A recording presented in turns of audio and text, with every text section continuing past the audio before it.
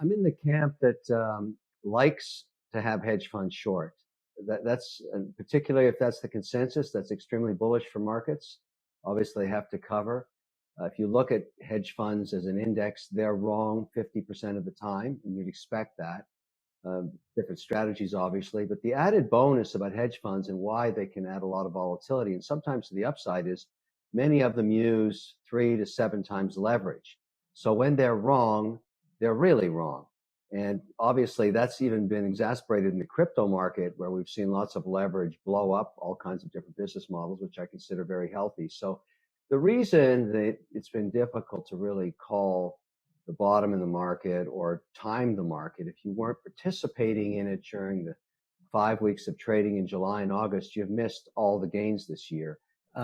Crypto is not yet a real asset class because it hasn't been regulated yet. So for all the excitement about it, and one of the reasons I'm long, certainly WonderFi stock and 32 different crypto projects, is that I believe over the next 2 to 3 years we will get regulation, and then finally we can get institutional participation. People forget that 70% of the world's wealth is tied up in pension and sovereign wealth funds. And so if they're not allowed to buy the asset class, there's no underlying bid. And that's one of the reasons we can't get crypto past $24,000. It's really hard because there's not really a large constituency that's permitted to buy it yet, particularly Bitcoin and even Ethereum and even USDC, probably the three most popular right now. And so if we do get regulation first, it'll probably happen in stable coins because that's been very volatile lately, and there is policy on the table in the Hill, bipartisan policy that's being contemplated as early as next September, which is not far away, just weeks to be looked at. And if not, it'll be after the midterms, but that's coming first. And then, of course, it'll be on to Bitcoin and others, whether they're allowed in an ETF. But first of all, the merge has been forecasted to occur for 4 years in a row now.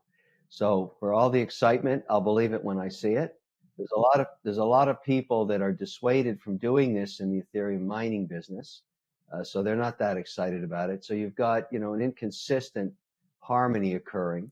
And now anything could happen. But really at the end of the day, ETH it's slow and it's expensive. And so if it doesn't fix itself, it's going to have lots and lots of competition. And so everybody has an opinion on this. And I think the market is being the market. I have a pretty big ETH position as well. I'm going to wait and see what happens because it has attracted more applications, more usage than anything else to date.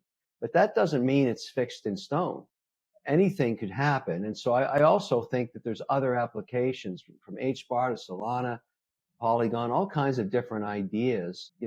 What you find is it's the adoption of standardization that creates value. So if all of a sudden there's 10 stable coins that come to market for payment systems, my prediction would be that there'll only be 3 survivors 10 years later.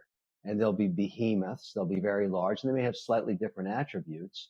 But, there's already 64 billion in Tether and 54 billion in USDC. They're likely to survive, assuming they can survive audit, and then maybe a few others. And always the rumor of the feds themselves creating their own digital dollar. I'm very skeptical of that. The last place you want development work done is with the government. They're the worst at it. So I'd let the private sector figure that out and just the government provide regulation. But, everybody's speculating on this stuff. The one constant that I would remind everybody to think about in why the use case for investing in this sector, maybe 2 years ago, but not anymore. There's just too much capital coming into this market. So you have, the Lummis bill, which is a very broad bill. It contemplates all kinds of different crypto. Gilderbrandt's backing her. So you've got both a Republican and a Democrat working together there. There are other initiatives going on. I'm spending a fair amount of my time on the Hill these days meeting. I'm not the only private citizen doing that. We want policy, particularly those of us that work in financial services, because we think it unlocks the power of the institutional investors' interest in crypto. And so we need the policy to get there. I'm going to predict that crypto and particularly Bitcoin will be locked between $20,000 and $25,000 until we get policy. It's just not going to go anywhere because there's not enough buyers. You need to untap the trillions of dollars being managed by sovereign wealth, and they're not going to buy Bitcoin till there's regulation. Well, they're not going to learn about it while it's non-compliant. They're not even allowed to contemplate it into the models. I do a lot of business with financial services companies with more traditional products such as ETFs and indexed equities, et cetera. We have this conversation all the time. They're not going to spend an ounce of time worrying about it until they get instruction that they're permitted to index it. And so we're a very long way from that. And so their own clients are calling them saying, look, we'd like to, put 3% into Bitcoin, but they have no way of putting that on the balance sheet of the compliant platform for any of these firms. There's no infrastructure to do that. Bitcoin trades 24/7. The majority of their positions finish trading at 4 o'clock. There's a mark to market with the compliance infrastructure to make sure they're not offside on whatever the mandate is.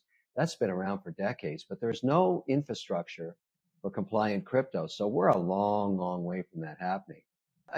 NFTs are interesting because there's many use cases for them. Obviously, the idea of a JPEG of an ape or whatever else, that's interesting and very speculative. I don't see the long-term value of that, but that's okay. A market's a market. It doesn't matter what I think. It matters what the market thinks. It's not something I put on a balance sheet and think will appreciate over time.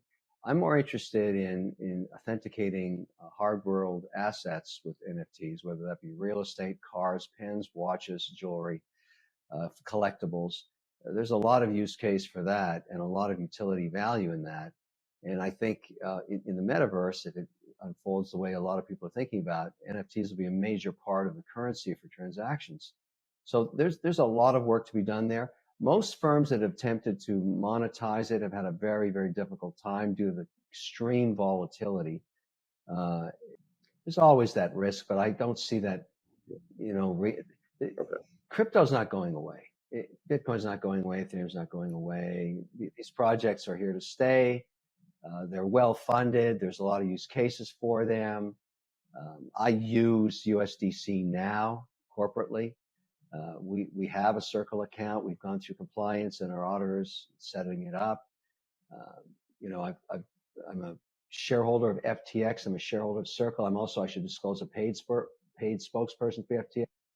I hold 32 different positions on my FTX account because it's the most compliant one I can find in working with my compliance department and my regulator. I do the same with BitBuy, which is, WonderFi. It's one of our divisions, and I've got a full corporate account there too, because these are compliant platforms. So I can be compliant in Canada on BitBuy. I can be compliant in the US on FTX. So you have to find your geography, figure out your compliant platform, and you have to hire a whole bunch of people to manage this stuff for you. So we're so early in all of this, but again, that's the potential. And I think that's what excites me about it. In our operating company, we have a weighting of 20% into crypto across all the different